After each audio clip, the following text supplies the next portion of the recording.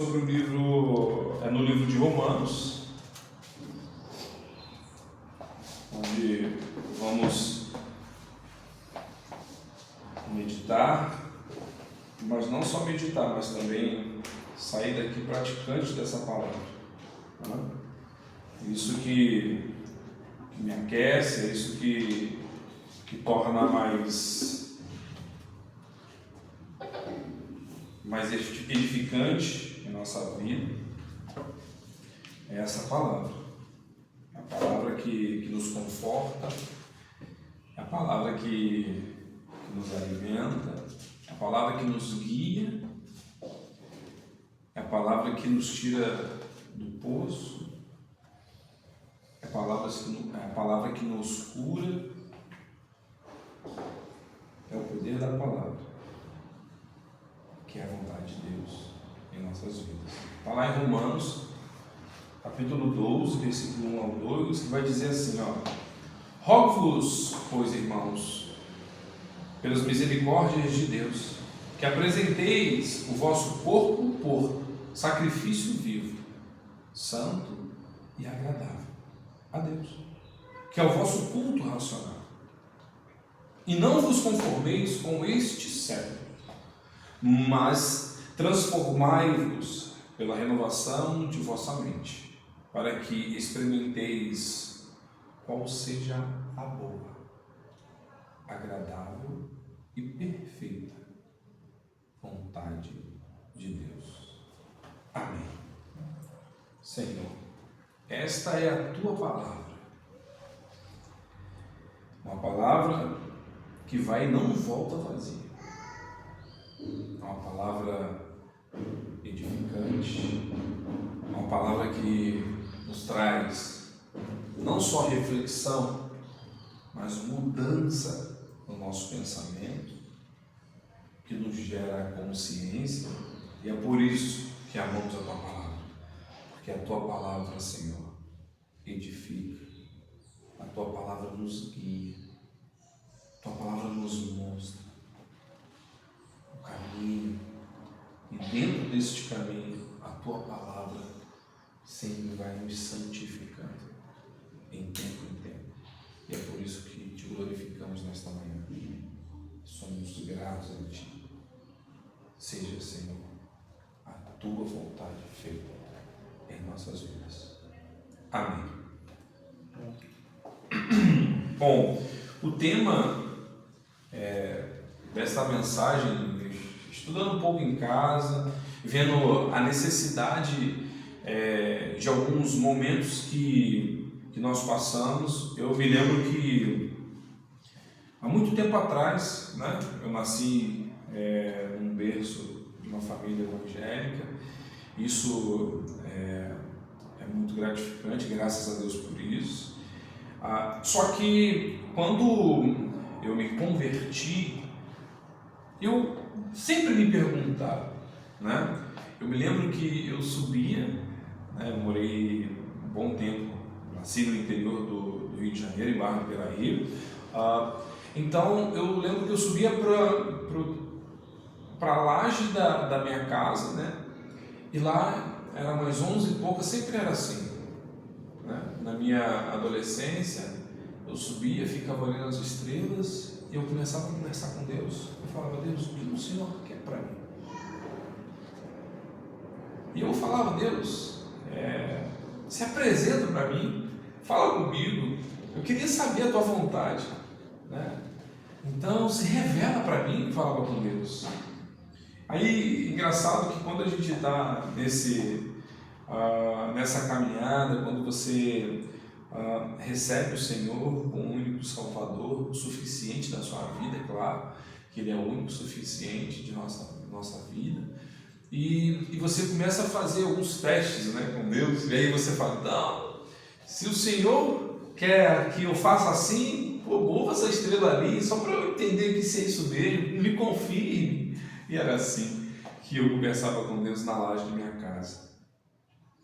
E eu lembro que isso não acontecia, a estrela não ia para um lado nem para o outro, mas eu saía de lá crendo mesmo que a estrela não saía de um lugar e nem para o outro, Então eu falava, então, nem que seja uma esteira cadente aí, sei lá, mas confirme qual é a tua vontade sobre a minha vida, se é para ser um missionário, se é para ser um pastor, aleluia, se é para ser um servo a qual eu vou servir de uma melhor forma a tua casa, assim, uma assada, enfim. E eu lembro dessas minhas palavras com Deus, né? Eu fazia prova na laje, né? Fazia a prova da bondade de Deus, da vontade dele sobre a minha vida na laje, da minha casa.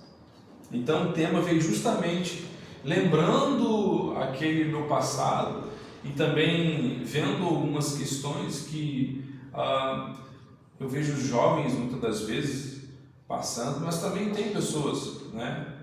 Não só na juventude, né?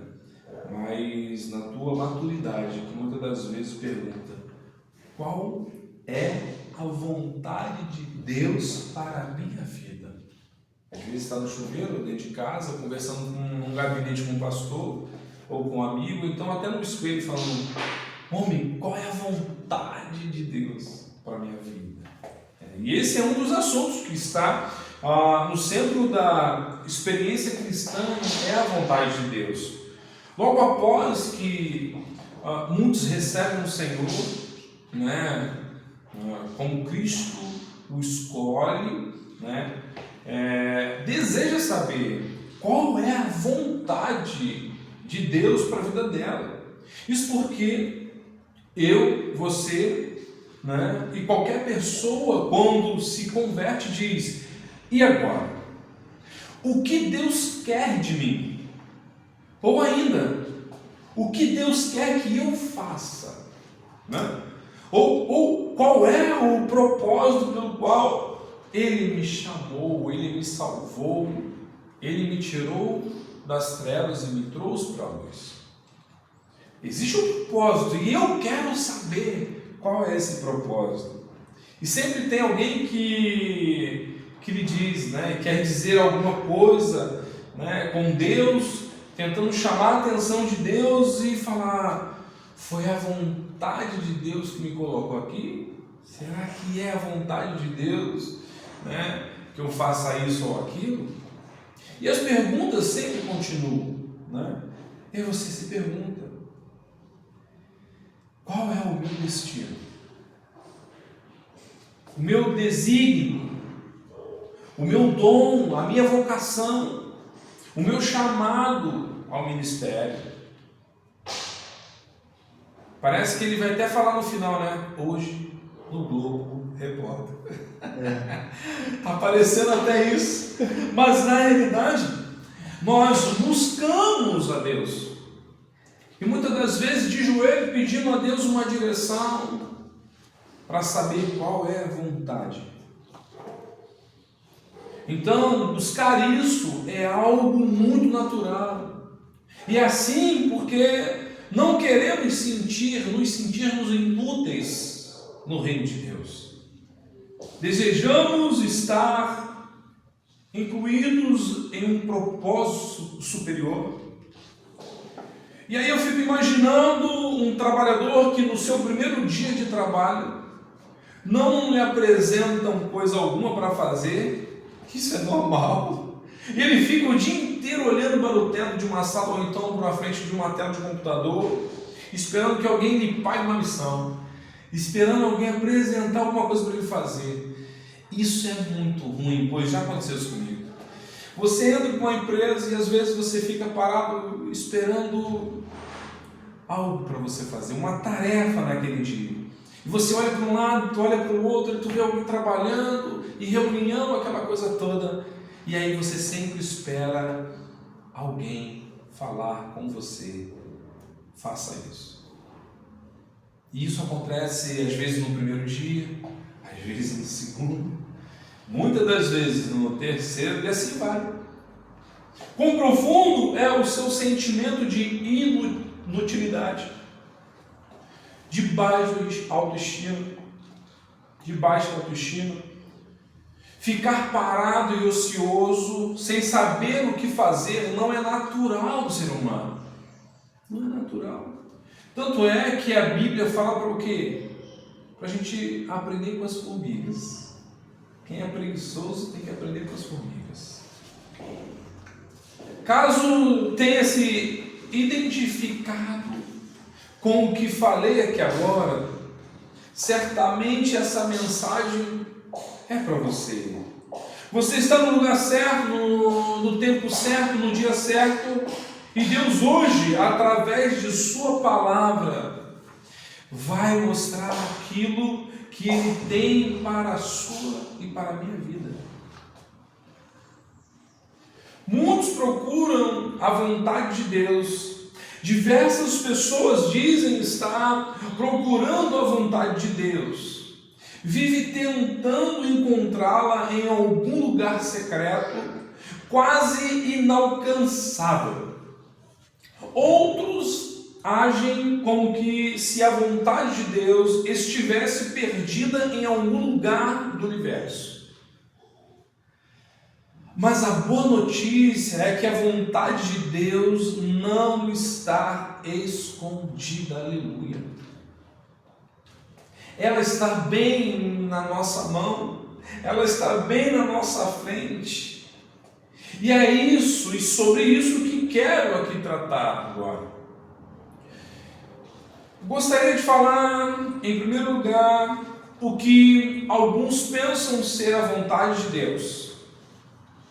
Um lugar obscuro, quase inalcançável, como que se Deus estivesse escondido de você. A sua vontade é a única coisa que Ele faz é dizer: está quente ou está frio?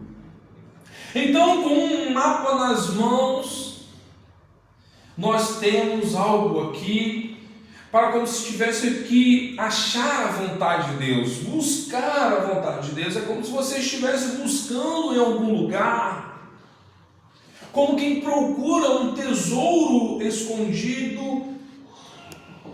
E aí você percorre as ruas e às vezes vai pelos atalhos desta vida.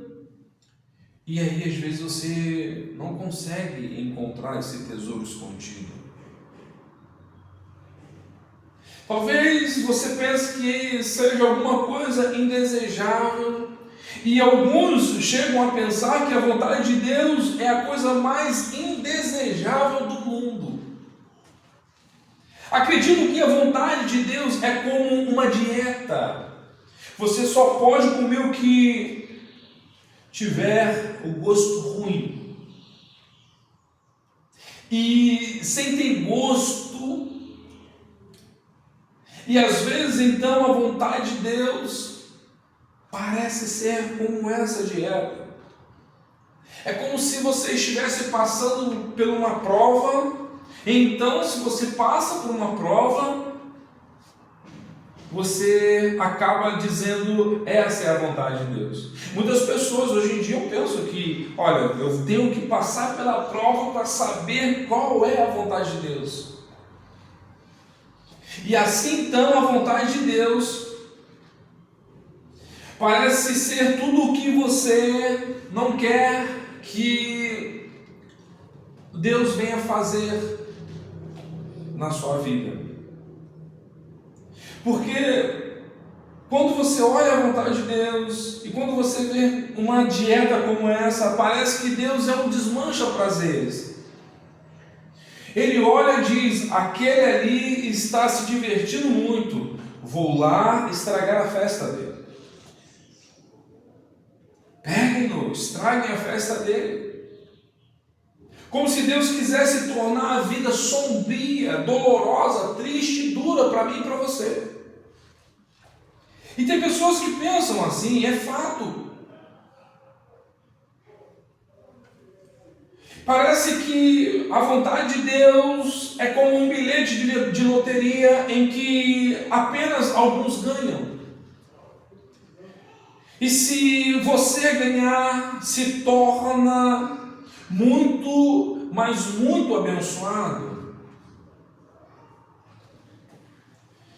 E Aí você acaba acreditando que o grande problema é que a maioria nunca será sorteada. Eu me lembro uma vez um amigo falando que precisava ser preso para que a vontade de Deus viesse a ser feita na vida dele.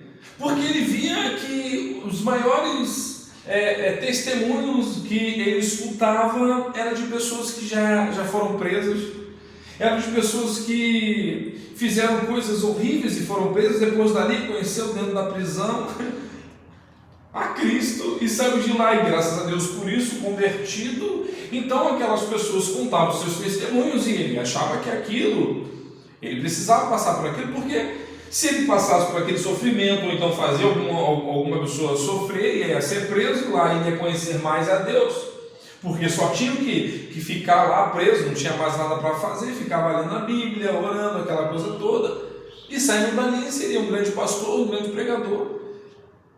E ele achava que aquilo era a vontade de Deus. Olha a mente da pessoa. Eu falei, cara, não é por aí. Quantas pessoas acham que para fazer a vontade de Deus tem que ser um ex-drogado, tem que ser um ex-matador, tem que ser um ex de alguma coisa, ex de tudo. Mas não é isso que a Bíblia diz. A vontade de Deus como sendo um ponto, em que só este ponto é a vontade de Deus. Um exemplo. Então, somente há, e esses são esses pontos que eu gostaria aqui de citar. Então, para saber a vontade de Deus e passar por alguns pontos, eu gostaria de citar, exemplo, uma pessoa certa para você se casar. Será que é a vontade de Deus? Uma casa para você morar, e aí você se pergunta, um carro para andar, um emprego específico para trabalhar. Então você precisa passar a vida toda tentando ligar os pontos, pois se perdê-los, estará fora da estrada, da vontade de Deus.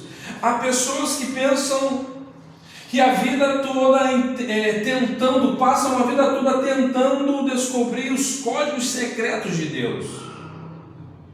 Os que acreditam nessa teologia do ponto pagam um preço por isso, uma vez que isso não vem fácil, pois você deve a todo custo achar esse ponto. Ou seja, só há uma pessoa, só há uma casa, só há um carro, só há um emprego.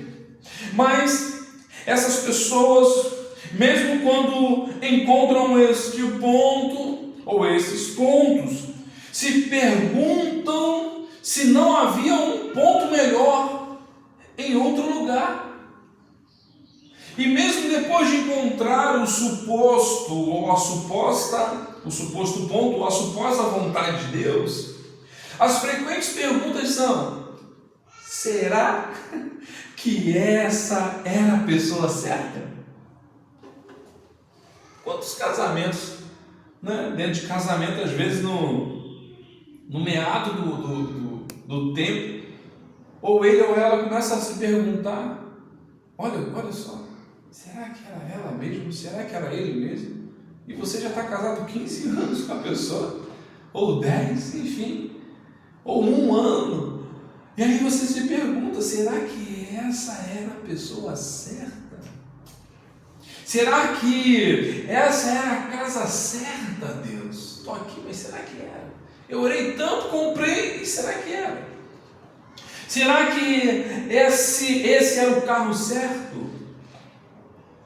Será que esse era o emprego certo? Porque às vezes tem emprego que você entra, ora primeiro, pede a Deus, você vai lá, consegue, e quando tu entra, fala assim: rapaz, que luta é essa? Aí você pergunta: será que esse era o emprego certo? No entanto, todas as formas que levantei acima, anteriormente, são formas humanas de buscarmos a vontade de Deus, pois o foco está nas realizações dos nossos desejos, dos nossos caprichos. Alguns dizem estar em busca da vontade de Deus, mas estão, na verdade, lutando pela realização dos seus sonhos.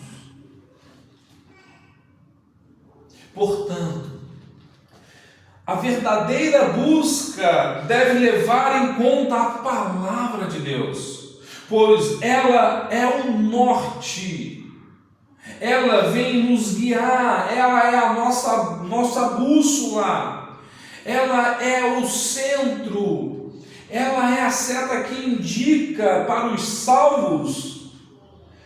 Ela é a palavra que nos guia para o porto seguro, que é Jesus Cristo. Mas, se as formas de buscar a vontade de Deus que citei anteriormente estão equivocadas, por onde devemos começar? Como precisamos entender? Devemos ter um desejo ardente de fazer a vontade de Deus. Davi fez uma oração que está lá em Salmos de número 143, do verso 10, que vai dizer: ensina-me a fazer a tua vontade, pois tu és o meu Deus. Guia-me o teu bom espírito por terreno pleno. Ele não disse: ensina-me a entender a tua vontade. Ele não disse isso. Ele disse: ensina-me a fazer a tua vontade. Então, também ele não disse: ajuda-me a encontrar a tua vontade. Não, ele não disse isso. Nem disse: revela a tua vontade. Ele disse: ensina-me a fazer a tua vontade. Pois não é uma questão de informação, mas uma questão de obediência à vontade de Deus. Não foi uma questão de saber a vontade de Deus, mas de fazê-la. Jesus deu exemplo de uma vida dedicada a fazer a vontade de Deus no Getsemane, dizendo: Pai, se queres, passe de mim este cálice, contudo não se faça a minha vontade, e sim a tua. Lucas capítulo 22, versículo 42 vai dizer isso. Jesus viveu com este compromisso. E lá em João capítulo 4, versículo 34 vai dizer: disse-lhe Jesus: a minha comida consiste em fazer a vontade daquele que me enviou e realizar a sua obra. Se Jesus fez assim, e nós somos seus imitadores, então devemos fazer conforme Jesus fez. Ele é o nosso exemplo de vida. Porém, há duas maneiras de entender a vontade de Deus. Primeiro, no plano divino, há uma vontade de que Deus, que Ele faz acontecer perfeitamente. Nada pode mudar o propósito eterno de Deus. A história de Deus culmina para um fim divino, e Deus controla absolutamente tudo. Ninguém pode diminuir, ninguém pode aumentar, ninguém pode antecipar ou adiar aquilo que Deus há de realizar. E a Bíblia vai dizer, porque Deus é quem efetua em vós, aleluia, tanto o querer como o realizar, segundo a sua boa vontade. Aleluia. A vontade soberana de Deus é inviolável. A vontade soberana de Deus é inflexível. A vontade soberana de Deus é inalterável. Não importa o que os governos façam, as decisões das autoridades não atrapalham e não atrapalharão os planos de Deus, pois Jesus há de voltar, a igreja há de ser arrebatada, os céus vão se abrir e a nova Jerusalém há de descer, e ninguém pode mudar isso. Deus seja louvado. Esse é o plano divino. Agora existe um outro plano, que é o plano humano, ou melhor, que é no plano humano. Temos a vontade de Deus em relação a nós. Uma coisa é o plano de Deus, ou a vontade de Deus em relação ao universo. Outra é a vontade de Deus em relação a cada um de nós. A vontade de Deus é aquilo que Deus quer, exige, ordena e estabelece que o homem faça. E se Deus tem uma vontade para a sua e para a minha vida, é óbvio que Ele quer que você saiba, pois como você poderá seguir e obedecer a algo que não conhece, que não lhe apresenta, que não existe? E como Deus existe. E sabemos, portanto, o querer de Deus é que você saiba que a vontade é essa.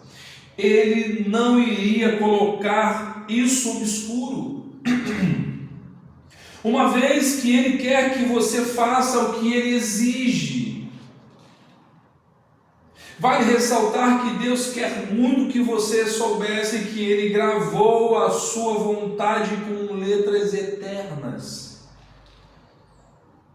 Enquanto há esse registro de Deus sobre a sua vontade, podemos afirmar que reis tentaram destruí-lo. Muitos foram incinerados. Perseguiram e mataram quem andava com ele. Mas o livro mais antigo, mais vendido e lido em todo o mundo, estou falando da Bíblia Sagrada. Nela está a vontade de Deus para a nossa vida. Ela é a bússola dos salvos, lâmpada para os nossos pés e luz para o nosso caminho.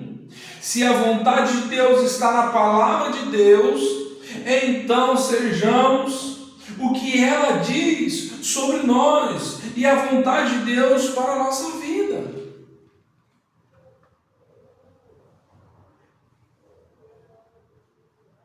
Para entrar na vontade de Deus, precisamos observar uma questão importantíssima. A vontade de Deus é que você seja salvo. Observe o desejo de Deus para cada pessoa.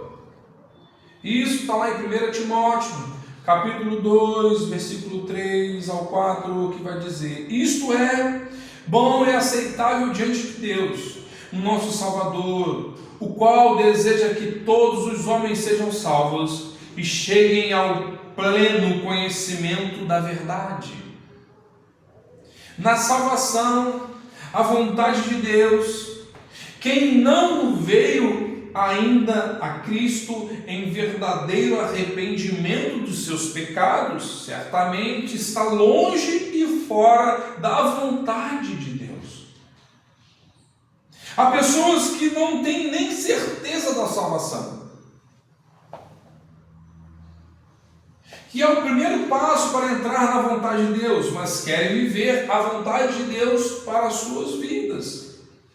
Mas a vontade primeira de Deus é que elas sejam salvas. Então a vontade de Deus começa com a salvação, com um novo nascimento, a regeneração, e torna-se nova criatura em Deus e passa a ter o Espírito Santo em nós. As perguntas que devemos nos fazer são: será que há em mim o fruto necessário que evidencia a salvação? Será que a transformação que ocorreu em mim não foi meramente estética e religiosa?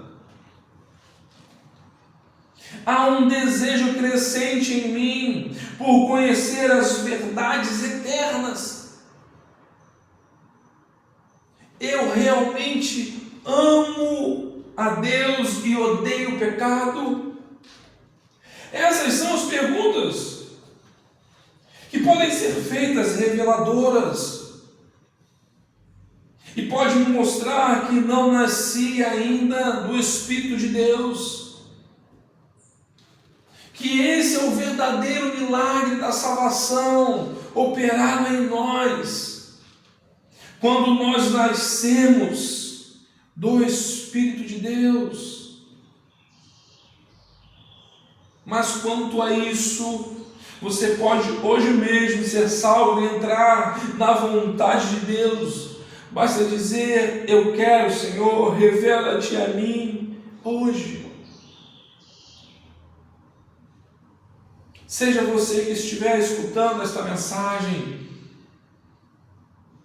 Deus, Ele tem poder para isso e alcançar você.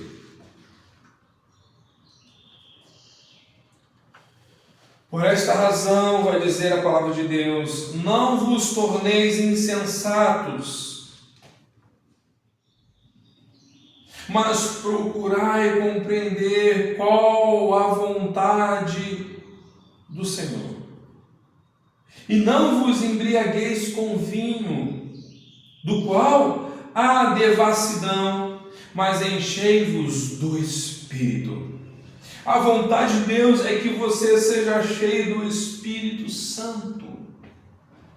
O texto está dizendo: não seja tolo, estúpido, ignorante, sem conhecimento, mas entenda a vontade de Deus. Logo depois, o texto vai dizer qual é a vontade do Senhor: que sejamos cheios do Espírito Santo de Deus. Encher aqui tem um sentido de controle. É como os ventos enchem as velas de um navio, conduzindo-o.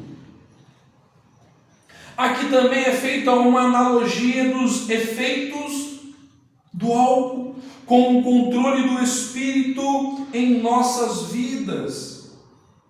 Quando uma pessoa fica bêbada, ela perde a capacidade de controlar o seu comportamento, a sua fala, a sua mente, as suas emoções, pois está sob influência do álcool. Quem está cheio do Espírito Santo naturalmente terá uma vida conduzida na vontade e nos propósitos de Deus. Quem vai te guiar não vai ser algo, mas vai ser o Espírito Santo de Deus. O grande problema nosso é que temos o Espírito Santo, mas nem sempre optamos em sermos controlados e dirigidos por Ele. Mas você pode entrar hoje na vontade de Deus, clamando e pedindo o revestimento do Espírito Santo sobre a sua vida. O Pai Celestial está pronto a conceder os seus que lhe pedirem. Ora, se vocês que são maus sabem dar coisas boas aos seus filhos, quanto mais o Pai Celestial dará o Espírito Santo aos que lhe pedirem. Lucas capítulo 11, versículo 13. Então basta pedir e clamar que certamente você será cheio do Espírito Santo e começará a experimentar a vontade de Deus na sua vida. A vontade de Deus é que você seja separado do pecado, porque esta é a vontade de Deus, a vossa santificação. 1 Tessalonicenses capítulo 4, versículo 3. Ser santo, separado, é necessário trilharmos o caminho da santificação, pois o pecado nos separa da vontade de Deus. Quem vive na prática do pecado está longe e distante da vontade de Deus, pois a sua vontade para a minha e para a sua vida é a nossa santificação em Cristo Jesus. Vejamos que o versículo posterior, a 1 Tessalonicenses capítulo 4, versículo 3, tem a nos revelar sobre a nossa santificação e a vontade de Deus para a nossa vida. O que teu corpo seja para honrar a Deus. Não faça como o mundo faz, haja diferente do mundo. Não tire proveito das pessoas, não as engane e seja honesto. Você tem um chamado à santificação. Segue a paz, diz a palavra do Senhor lá em Hebreus capítulo 12, versículo 14, com todos, e a santificação, sem a qual ninguém verá o Senhor. Não há como trilhar a vontade de Deus sem caminhar em oposição ao mundo, pois a vontade de Deus caminha para um lado e o mundo caminha para um outro lado. Então, afastar-se do mundo é pré-requisito fundamental para quem quer viver a vontade de Deus.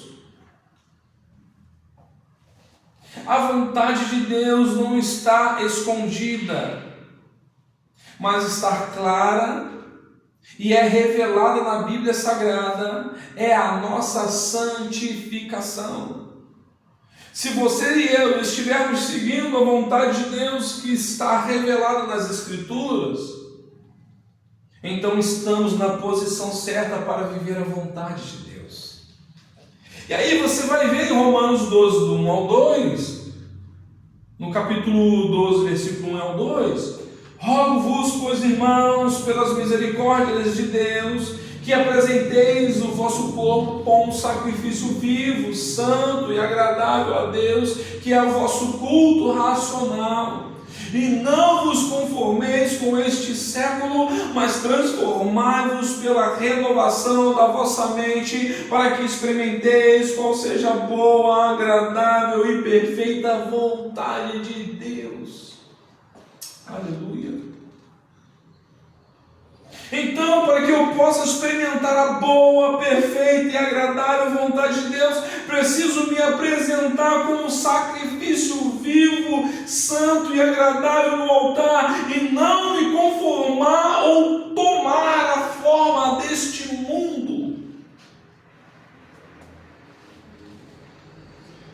A vontade de Deus é que sejamos submissos a Ele. Tiago, capítulo 4, versículo 7, vai dizer: sujeitai-vos, pois, a Deus. O que é submissão? É um conceito importante que envolve uma atitude de respeito e entrega diante de Deus. A submissão na Bíblia está intrinsecamente ligada ao reconhecimento do poder e autoridade divina. Imagine que você esteja entrando agora em uma loja e é apenas um cliente. Você fica onde você quer, escolhe o que você quiser, o que você quer fazer ali, entre e sai a hora que você deseja, mas suponhamos que você se torne funcionário nessa loja. Então você está subordinado agora e sujeito ao dono da loja e suas regras. Esta palavra é usada em toda a Bíblia, principalmente em Tiago capítulo 4, versículo 7, onde diz claramente: submeta-se, portanto, a Deus.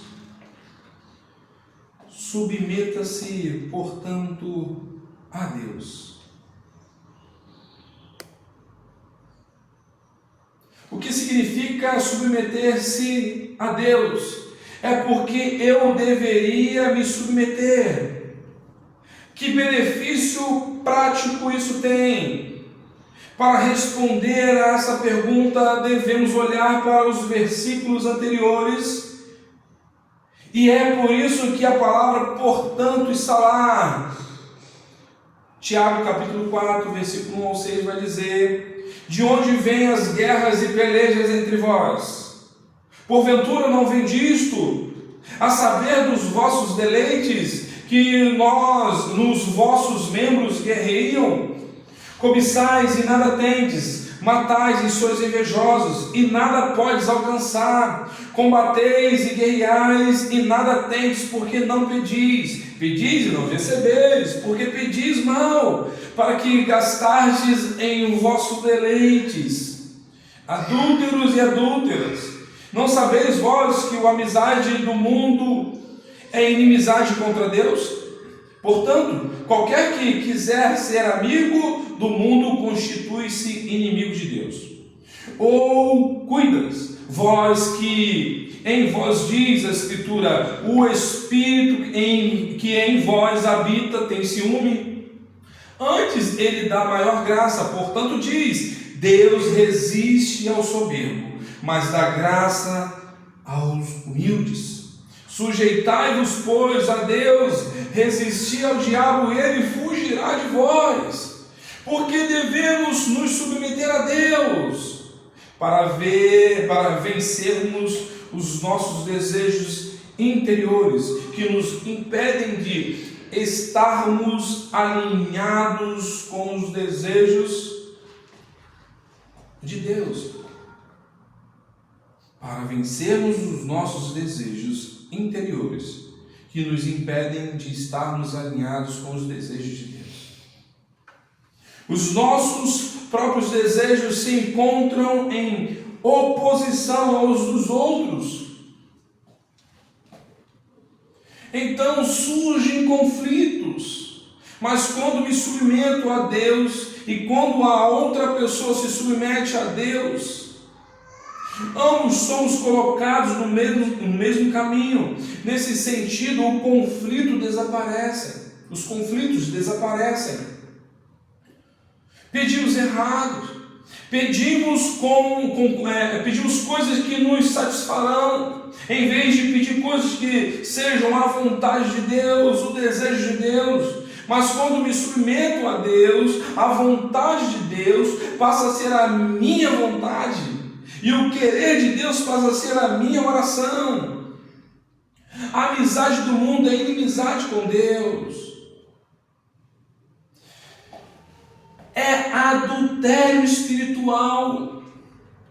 No entanto, quando me submeto à vontade e ao desejo de Deus, me encontro mais distante da cosmovisão mundana e mais perto de Deus eu vou estar. Temos uma luta interna. O Espírito se opõe à carne, e a carne ao Espírito, para não fazermos a vontade de Deus. A submissão nos ajuda a vencer essa batalha. Ele tem graça para nos dar. O versículo 6 diz: antes Ele dá maior graça. Deus tem graça para nós.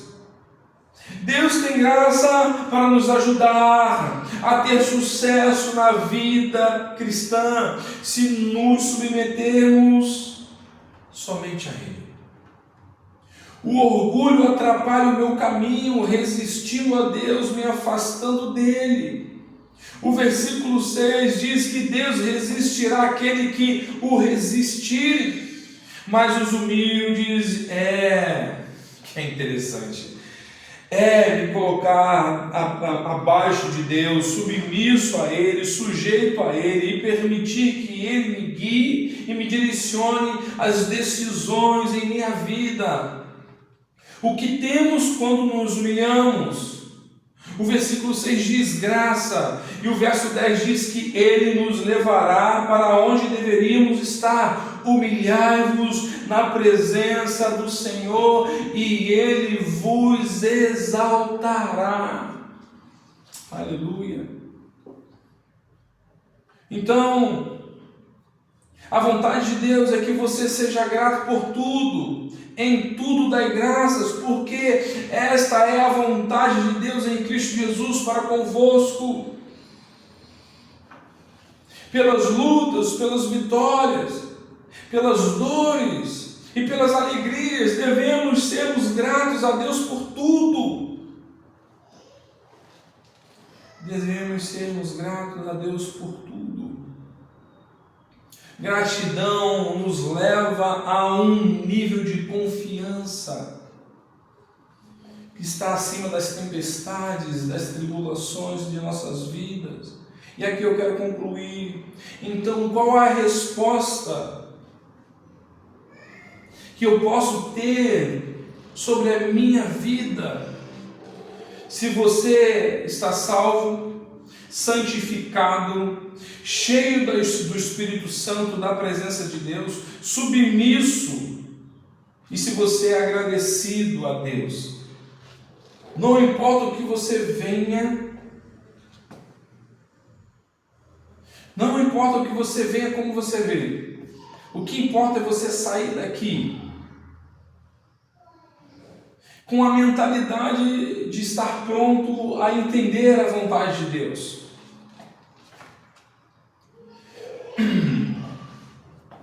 Faça o que quiser. Case com quem você quiser casar. Trabalhe onde você quiser trabalhar. Vá onde você quiser escolher ir. Seja o que você quiser. Faça tudo quando tiver a mão. Se você está salvo, santificado, cheio do Espírito Santo, submisso e agradecido a Deus, então, adivinha quem é que está controlando os seus pensamentos? É o próprio Deus. Então vá onde você quiser, porque Deus que está te guiando. Case com quem você quer casar, então Deus está te guiando. Se estou debaixo da vontade de Deus, então já posso acreditar que Deus está controlando o meu querer. Agrada-te do Senhor e Ele satisfará os desejos do teu coração. Entrega o teu caminho ao Senhor, confia nele, o mais Ele fará. Isso não significa que Ele vai realizar os seus desejos, mas significa que Ele vai plantar os desejos dele em nós. À medida que você se deleita e se alegra no Senhor, Ele vai plantar os desejos dele em você. Com isso, A nossa missão é simples: realizar o querer do nosso Senhor Jesus, que foram sendo plantados em nós ao longo do caminho, cuja direção e destino é a vontade de Deus. E Jesus vai dizer em João capítulo 6, versículo 37 ao 40, mas como eu lhes disse, vocês me viram, mas ainda não creem. Todo que o Pai me der virá a mim, e quem vier a mim eu jamais rejeitarei, pois desci do céu não para fazer a minha vontade, mas para fazer a vontade daquele que me enviou. E esta é a vontade daquele que me enviou, que eu não perca nenhum dos que ele me deu, mas o ressuscite no último dia. Porque a vontade de meu Pai é que todo que olhar para o Filho e nele crer tenha a vida eterna. E eu o ressuscitarei no último dia. Sejamos como Jesus. Vamos orar. Senhor Deus e bondoso Pai, te louvo e te glorifico. Seja exaltado para todo sempre. Glorificamos a Ti, porque somente em Ti existe saída. Senhor, obrigado. Direcione, ó Pai querido, as nossas vidas a todo instante para a Sua vontade, e que jamais venhamos sair da Tua vontade. Que possamos, ó Pai querido, fazer conforme o Senhor quer, não o que eu quero, não o que queremos. Seja, Senhor Jesus, seja, Senhor Jesus, a Tua vontade conosco. Nos ajude, nos abençoe nesse dia e seja conosco até que o Senhor volte. É que oramos em nome de Jesus. Amém. Amém. Louvado seja Deus para todo sempre. Louvado seja o Senhor, porque Deus é bom e a tua misericórdia dura para sempre. Amém.